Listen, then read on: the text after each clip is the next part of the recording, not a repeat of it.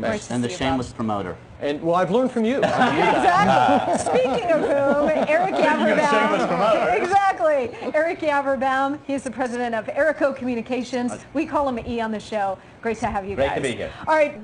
Judy in Mississippi says, "Hi, Monica. Lucky you with 4-to-1 guys." It really is. And look at how hot they are and how smart they are and how handsome and great sense of humor. Lucky. Well said, I'm a Monica. lucky girl. If you guys were pure people, you know what you would do? You'd cut that up, how hot you are. I'm going to cut it up so she's just talking about me. How hot you are, E. How hot all you guys are. Believability? No, not when you She's only saying we're hot because it's 97 degrees outside right now. That's the whole thing. I'm very lucky to No, that's the see heat with all index. these It's only handsome men. 90.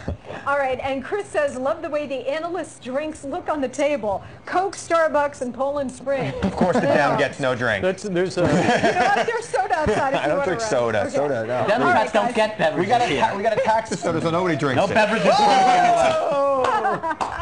Bad Good for one, you. It's good killing you. one. Actually, they are trying to do that in New York. They are. It's a big You're out so far. I know, but look, I mean, just this past year, look what happened in Massachusetts. You never really You never know. Yeah, but this is not Never really you know, the thing about the Cuomos is they know how to run elections, and there's only two ways to run: unopposed or scared. Coakley ran like she was on vacation, getting ready to go to Washington. You're not going to see Andrew Cuomo has not left any stone unturned. I tell you, I went. The Candyman thing ain't going to fly anymore with anybody. No, so. it just surely ain't. True. Let me ask you guys, because Those in the private sector that are guaranteed by the Pension Benefit Guarantee Corp, the states and municipalities, you're talking at least $5 trillion in unfunded liabilities. So the answer was, That a lot? look what happened. Here's is that a lot? You know, I don't know. You look like the problem. I got $20 on me, but I know. You know, back to New York for once. Get to you, Joel. Just E, I want to get your read. Do you think? I mean, the New York Times piece yesterday was saying, look, a lot of the Democrats that the unions have counted on to sort of do the political blocking for them, protect their pensions and so on, get out there and fight for them, they're now starting to turn, not all of them obviously, but a few here and there are starting to turn saying, we can't sustain this anymore, we're going to have to go back and renegotiate these contracts. Do you think there will be more and more sort of voices on the left saying, hey, we got to reevaluate this whole situation? I think there is. I think the trend continues to blossom and grow, and I think that while the country in general is in trouble, it has to. I mean, we have to question things right now. We are in real trouble, and we're not making a U-turn. Things aren't getting fixed. So I think that it's just natural that they will. Joel and then Bob. Whoa, It doesn't matter what it is. On the most simplistic base, if you give something and you take it back, yeah, people are going to be angry. What everybody's not dealing with is the reality of the math. I've been saying this the reality of the math is not there anymore. We all need to deal, and the reality of the math is we got to take back some stuff. It wasn't there in the first place. Correct. Let me try to reel this. Guys retired at 55. People are, they do these buyouts, and Isn't the people are problem out. that that's a big who cares while things are going this way? Well, yeah, because California. Do you guys remember what California did in 1999? Great. It's time for us to recognize that we all have to pay for our previously unpaid for prosperity. And our kids' futures, which is what's most important, I think. That's what nobody's saying. Bob in Arizona. Hi, Bob. Our loyal viewer, Bob Fritsch, says New York is getting too expensive. Come to the beautiful Southwest in Arizona. It's too hot. Oh, wait, it's 95 degrees here today. Yeah, really. What are you talking about? You got to run to the train station. Let's see. Joe Tex, I'm sorry, in New York says, speaking of California's budget problem, can your panel weigh in on the legalization of marijuana there and nationally? I'm not sure we're going to cover that today. It's a little off the rails for today, but well, Dennis in Michigan says, I think it's an interesting subject. I think it's a great topic. Yeah, me too. I'm down for that. Hey, I think we can tax it. I think we can tax it right here, and we can make up some major holes in our budget. Just on the panel? I think only the long-haired hippie guys. I don't know about it. You and I with the short haircuts. Bob Rice might be high right now.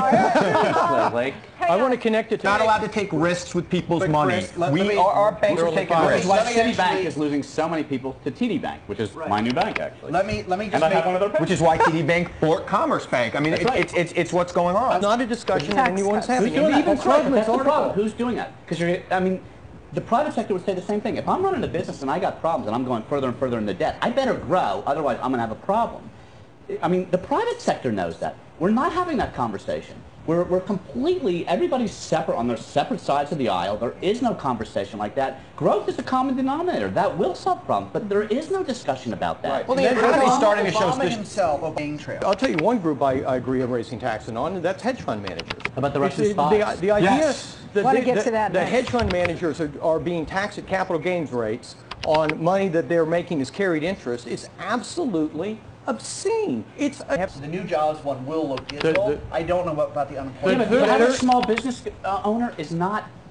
They're trying to interpret all this data, and one of the things that the small business owner is they're not optimistic still. So that means they still got to pay payroll taxes. Right. They still got to pick up your health insurance. So instead of hiring more people, what they're going to do is they're going to bring in freelancers, which is going to also change the way that we look at employment numbers. But they're not. They're worried. They're still Well, people worried. want to ride out they're this not getting recession the- and hope that they could just ride it out. They're not trying to grow. They're riding it out. And if they're still there when the recovery starts, really is fully realized, They're not then they're going growing. to be happy. The reason I come from a small business background. The reason that they're not hiring is because they don't have customers coming in and placing orders. Period. It's not because of how they feel or don't feel. They don't have the demand. Right, When they have the demand, they'll hire. Period. But that's not Actually, exactly no. true. Even if they have the demand, People are getting by with less. Even if I have the demand, Even if, but you don't. No, actually I do. Well, Actually I do. Ericho Communications. But what do I do?